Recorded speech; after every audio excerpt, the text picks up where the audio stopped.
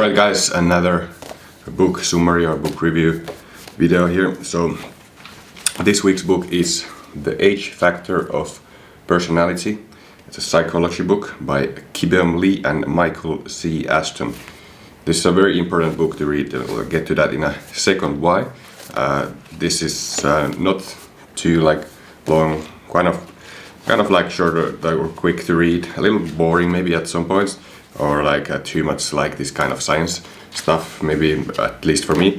But was able to draw some very good takeaways from it. I've read it I think once before as well, and so this is basically one of those. This Hexaco score, the H, is basically one of those things they measure or they determine your personality with, and mostly it's based on narcissism, Machiavellianism, and psychopathy. That test. And if you don't know what this means, narcissist is basically selfish. Machiavellian, it comes from the Machiavelli, Niccolo Machiavelli, the Italian prince, I believe, and he was a very cunning person. So that's why that Machiavellianism means being cunning, and then psychopathy is obviously being a psychopath. By the way, I have a pretty good score. I've taken a test myself. I'm not really that high in any of those. That's the key. You need to understand people. You need to be able to read people, so that when you choose a business partner or a romantic partner or so on, or people in general who you hang out with, it's very important to know that they are actually good people and they are not narcissists who just care about their own benefits, or cunning and Machiavellian who try to steal from you or exploit you in some way. And psychopaths obviously are fierce and ruthless, and they don't care about emotions. But number one takeaway here is, because this talks about different personalities, so O stands for openness to new experience. So O people, always a good one to be high in. I mean, all of these are good to be high in, but the wrong combinations are bad. And then especially if you're low in H, and the H, by the way, it's stands for honesty, humility. The Hexaco, I think it doesn't actually come from the H, but honesty, humility is the main, the main thing that they cover here is the H factor. But the O factor means openness to new experience. So people high in O tend to explore a lot. They like to read. They're curious. They, even if you're very high in O, you pursue a career as a researcher or something, so that you get to explore and learn. So that's a good one to be high in, and also openness to new experience, how agreeable someone is. That's also important. If you, for example, I have noticed when I date someone, I really it's really cool when you find a person who is really agreeable. You just set a date, and then you see that time, and it's not complicated at all. But then there's people who are low in openness to new experience and never go on dates and never accept anything. They are not open to hearing anything new. They are not open to have a phone call with you, someone in business or something. They are not open to whatever, trying something new, some new activity. So high agreeableness is a good trait to look for in people. Then second thing is high C people. So C stands for conscientiousness. So if people are high in C, that's also good. Means that you're diligent, you pay attention to detail, you plan things out well, you organize your time really well. That's also really if you're hiring someone, for example, you want to look for people high in conscientiousness, and that's what you want to be yourself as well.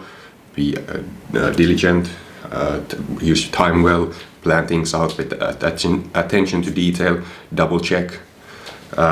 Third point idea is high X people. X stands for extroversion.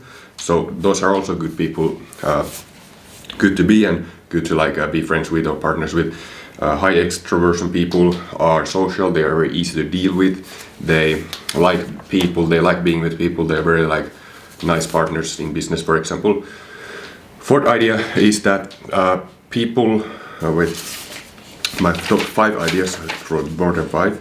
So yeah, then next one is this is a bad combination with low H, combined with high extroversion, that's basically a narcissist.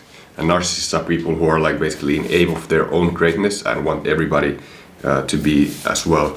Like you probably know like narcissists, and there's many aspects of narcissism. There's being like vain, being like caring about like your own body and looks, and that's like the basically that's what people usually think about narcissists first, like because it comes from the story of this kid or something who like fell in love with his own reflection or something. That's narcissism. But then there's much deeper narcissism as well, like people who really like feel that they deserve a bigger share of the pie than you, and narcissists are very like annoying to deal with. So, and yeah, by the way, this is easy to like misunderstand too. For example, I don't have that crazy narcissism score myself, but because of business, there's still like you need to possibly post, like I post a lot of like shirtless pictures and stuff. It doesn't necessarily mean that I'm in love with my own body, but it's like my part of my business to attract fitness clients, also inspire people to achieve like greater physical fitness health.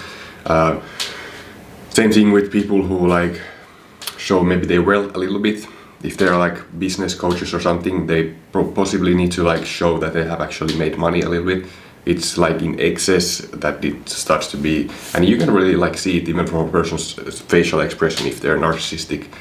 For example, you can really see like if somebody is very self-centered and like doesn't like care about others, and so it's kind of like important to like understand that things like social media can like kind of a little bit keep a little different image. Of course, like you could say that anyone who like puts a lot of pictures of himself online is a narcissist, but no, I don't think necessarily in every case. But of course there is. If you go to Instagram, you can find a lot of narcissists. That's where Instagram is the place where most narcissists hang out. Like you can find like all these selfies and all these things. Now, fifth is equally as important, is be wary of people, or be wary of getting into a business partnership or a romantic relationship with someone who displays a lot of wealth. Now, there's nothing wrong with getting wealthy, but when you see these people who are constantly like flashing a car, like an expensive car, or they're showing their watches, or they are showing how expensive dinners they are having. So that's for men, but then there's also women who also constantly show how rich of a lifestyle they get to live because they have a rich husband and they show their expensive travel all the time and their expensive dinners and bags and clothing and jewelry. That is a person you want to avoid. Now, take also note here, it is okay to occasionally like display something, even if it is a little bit of being a show off, it's okay. But when it's like a recurring thing that this person is like constantly needs, it's called high exhibitionism, that you need to be constantly showing off.